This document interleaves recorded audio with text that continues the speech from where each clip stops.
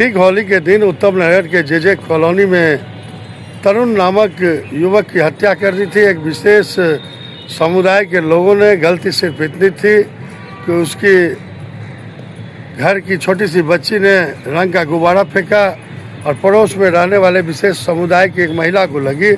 उसके बाद उस समुदाय के लोगों ने उसके घर को तहस नहस कर दिया और तरुण जो बीच बचाव करना चाहता था, मामला को सलटाना चाहता था, उसकी हत्या हो गई। उसके बाद रेखा गुप्ता मुख्यमंत्री दिल्ली पूरी तरह से एक्शन मोड में आई और बुलडोजर एक्शन लेकर आरोपी का जो घर अवैध रूप से बना था उसे ध्वस्त कर दी। इस कार्य की प्रशंसा सर्वत्र हो रही है। बीजेपी दिल्ली प्रदेश अध्यक्ष ने भी साधुवाद दिया है मुख्यमंत्री सहित नगर निगम को, जो अनऑथराइज्ड हटाकर ध्वस्त की जे कॉलोनी के आरोपी के मकान को। तो देखिए, पूरी कहानी समझिए। दिल्ली में अपराध नियंत्रण करने के लिए योगी आदित्यनाथ का फार्मूला लागू करना अत्यंत ही जरूरी है।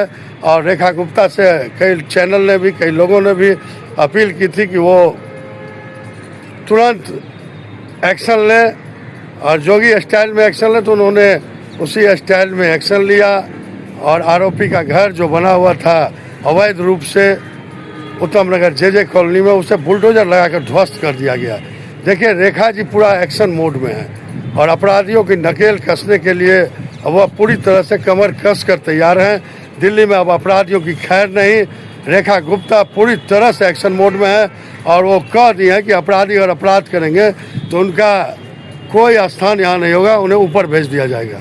तो मुख्यमंत्री रेखा गुप्ता का स्पष्ट निर्देश है प्रधान आयुक्त नगर निगम को कि अवैध अतिक्रमण को अविलंब हटाएं और उस पर कार्य प्रारंभ हो गया है।